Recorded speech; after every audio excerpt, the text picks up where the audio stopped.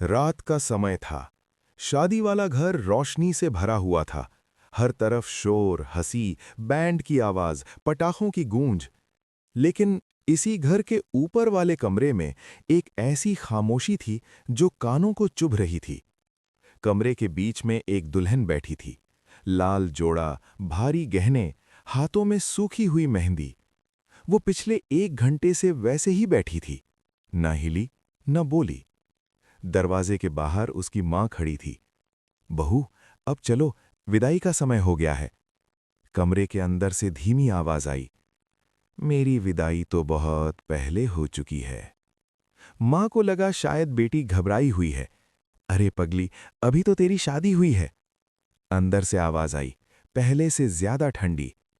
मेरी शादी 12 साल पहले हुई थी। मां का हाथ दरवाजे पर ही रुक गया। क्या बकवास कर रही है तू?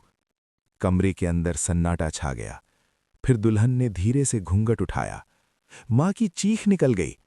कमरे में बैठी दुल्हन का चेहरा उसकी बेटी का नहीं था। नीचे मंडप में असली दुल्हन बैठी थी। वही लड़की, वही चेहरा, वही आवाज। लेकिन उसकी हालत अचानक बदलने लगी। उसका शरीर कांपने लगा। उसकी आंखें किसी को ढूंढ रही थीं। मां, कोई मुझे बुला रहा है। कौन बुला रहा है बेटा? दुल्हन की आवाज कांप रही थी। कोई है जो मेरे जैसी दिखती है। तभी ऊपर से सीढ़ियों पर पायल की आवाज आई। छन छन। सबकी नजर ऊपर गई। एक दुल्हन सीढ़ियों से नीचे उतर रही थी। लाल जोड़ा, भारी गहने, घूंघट आधा खुला हुआ, लेकिन उसके पांव जमीन को छू नहीं रहे थे। मंडप में बैठे लोग जड़ हो गए। वो दुल्हन धीरे धीरे नीचे आई और मंडप के सामने रुक गई। उसने सिर उठाया और सबने एक साथ देखा। मंडप में बैठी दुल्हन और सामने खड़ी दुल्हन, दोनों एक जैसी थीं। घर में अफरा तफरी मच गई। किसी ने कहा यह मजाक है, किसी ने कहा यह नाटक है। लेकिन तभी वो दूसरी दुल्हन बोली, मैं इस घर की बहू हूं। उसकी आवाज में कोई भावना नहीं थी। झूठ बोल रही है ये, दुल्हा चिल्लाया। दुल्हन ने दुल्हे की तरफ देखा। तुम्हारा नाम राजेश है, तुम्हारे बाएं हाथ पर बचपन का निशान है, और तुम हर रात सोते समय लाइट बंद करना भूल जाते हो। दुल्हा पीछे हट गया। ये बातें सिर्फ उसकी असली पत्नी जान सकती थीं। दुल्हन ने फिर कहा, मेरी विदाई नहीं हुई थी, मुझे विदा होने से पहले मार दिया गया था। पूरे घर में सन्नाटा छा गया। 12 साल पहले इसी घर में एक शादी हुई थी।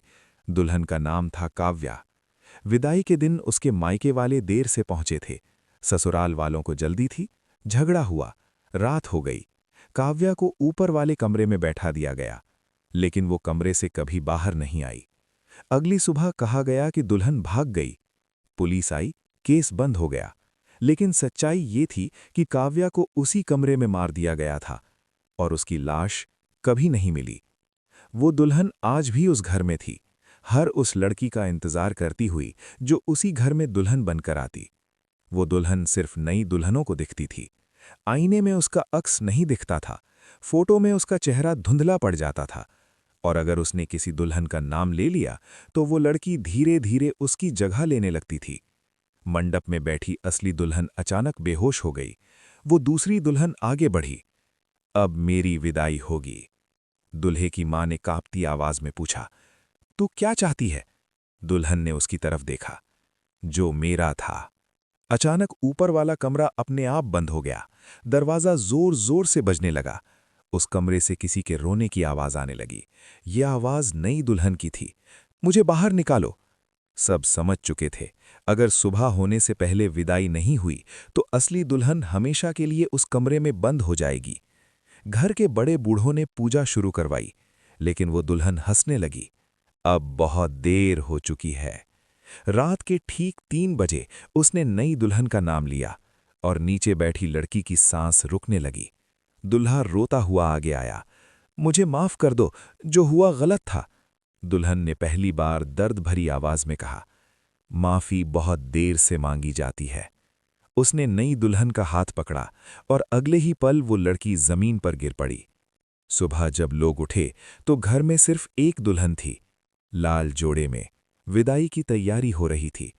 मां ने पूछा, बेटा ठीक है ना? दुल्हन मुस्कुराई। अब सब ठीक है, लेकिन उसकी आंखें पहले जैसी नहीं थीं।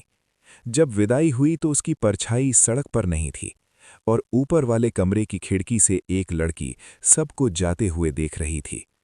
आज भी उस घर में जब कोई शादी होती है तो लोग कहते हैं, ऊपर वाले कमरे में दुल्हन को अकेला मत छोड़ना, क्योंकि अगर उस रात 2 दुल्हनें दिखें तो समझ लेना विदा होने वाली वही नहीं है जो आई थी।